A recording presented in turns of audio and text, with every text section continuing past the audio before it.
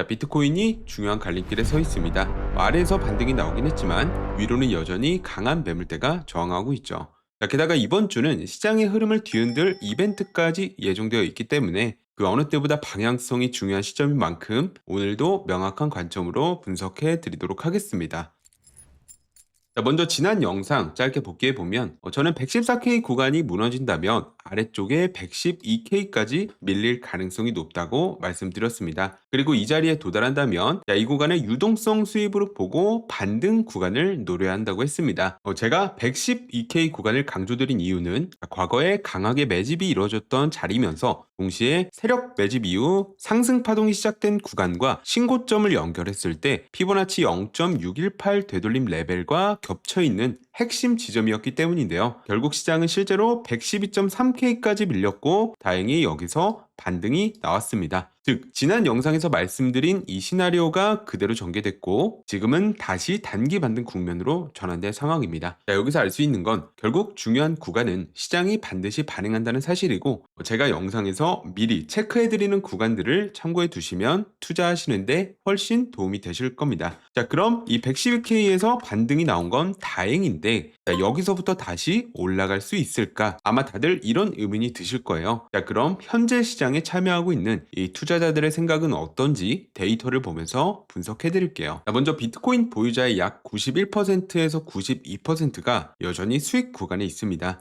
보통 시장이 본격적인 하락장으로 전환되면 손실 계좌 비중이 빠르게 늘어나는데 지금은 반대로 여전히 대다수가 이익 상태에 있다는 거죠. 이는 매도 압력이 아직 크게 터지지 않았다는 걸 의미한다고 볼 수 있습니다. 자, 두 번째로 최근 신고가 갱신 이후 자본 유입은 둔화됐습니다. 실현 시가총액 증가율이 지난 강세장에 비해 또 완만하게 움직이고 있는데요. 이건 신규 매수세가 활발하게 들어오지 않고 있다는 뜻으로 해석할 수 있습니다. 쉽게 말해 상승 동력은 잠시 멈추었지만 그렇다고 본격적인 매도 압력도 나오지 않은 상태라고 정리할 수 있습니다. 자, 세 번째는 장기 보유자 흐름입니다. 6개월 이상 묶여있는 물량들은 여전히 움직임이 거의 없습니다. 자, 보통 시장이 고점에 들어서면 이 장기 보유자들마저 차익 실현을 시작하는데 지금은 오히려 그대로 들고 있다는 거죠. 자, 이건 구조적으로 시장의 기반이 여전히 단단하다는 걸 알 수 있습니다. 자, 마지막으로 도미넌스 흐름을 보면 최근 비트코인 도미넌스는 60% 아래로 떨어진 반면 이 테더 도미넌스는 반대로 올라갔습니다. 자, 이건 시장 참여자들이 리스크 자산을 줄이고 스테이블로 피신했다는 의미라고 볼 수 있겠죠. 단기적으로 알트 랠리 기대보다는 조정 국면 우위로 해석하는 게 맞다고 볼 수 있습니다. 자, 정리하면 온체인 데이터를 종합했을 때 지금 시장은 상승장이 끝났다라기보단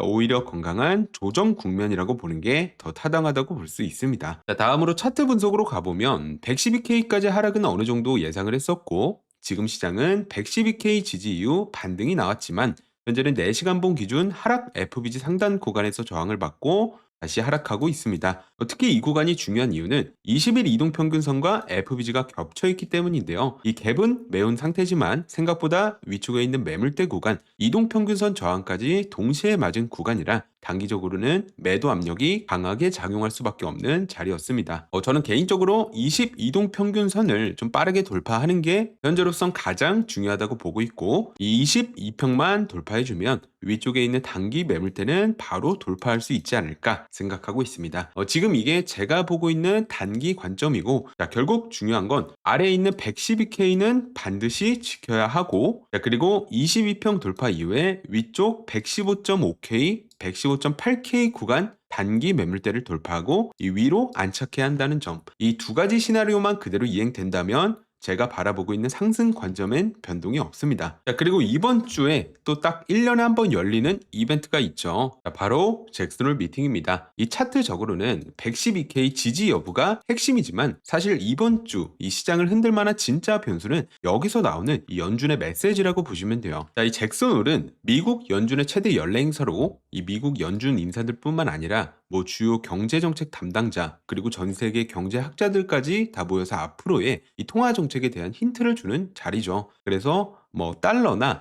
뭐 금리, 이 환율 같은 핵심 지표의 방향성을 가늠할 수 있는 이 메시지가 쏟아지다 보니 이 글로벌 금융시장이 전부 주목할 수밖에 없습니다. 자, 올해는 특히 미국 경제가 둔화 압력을 받는 동시에 인플레이션이 완전히 잡히지 않는 상황이라 시장 관심이 어느 때보다 집중되어 있습니다. 만약 파월 의장이 이 매파적인 발언을 이어간다면, 즉 금리 인하를 서두르지 않겠다, 긴축 기조를 조금 더 유지하겠다, 이런 뉘앙스를 주게 되면 달러 강세는 부과가 되고 채권 금리도 반등할 수 있습니다. 자, 이 경우 비트코인은 단기적으로 추가 조정을 받을 수밖에 없고, 차트상 말씀드린 이 112K 리테스트와 함께 또 이탈할 가능성이 매우 높습니다. 자, 만약 반대로 이번에 이 완화적인 신호가 나온다면 얘기는 또 달라집니다. 경제 둔화를 고려해 점진적인 금리 인하 가능성을 열어두겠다, 또는 추가 긴축 필요성이 줄어들고 있다, 이런 메시지만 나와도 시장은 곧바로 반응할 겁니다.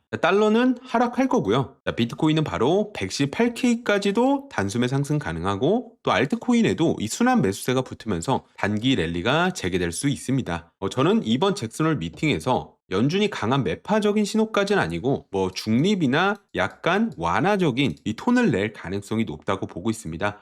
그 이유는 최근 이 PPI가 좀 높게 나오긴 했지만 이 고용과 소비 지표를 보면 이미 경기 둔화 신호가 뚜렷하게 나타나고 있거든요. 연준이 긴축 기조만 고집하기에는 경제 상황이 어렵다. 따라서 제 생각에는 단기적으로 시장이 조정을 받더라도 잭슨홀 이후에는 반등 모멘텀이 나올 확률이 더 크다고 보고 있습니다. 참고로 이번 잭슨홀 미팅은 8월 21일부터 23일까지 미국 와이오밍주 잭슨홀에서 4일간 열립니다. 연준 인사들과 주요 경제정책 담당자들이 한자리에 모인 만큼 이 기간 동안 어떤 메시지가 나올지 계속해서 체크해야 되고, 그리고 한국 시간으로 8월 22일 밤 11시에 또 이 파월 의장의 연설이 예정되어 있습니다. 이때 가장 큰 변동성이 나올 것으로 예상되니까 좀 각별히 주의하시는 게 좋겠습니다. 연중 한 번뿐인 굵직한 이벤트다 보니 사실 개인이 실시간으로 대응하기는 쉽지 않을 겁니다.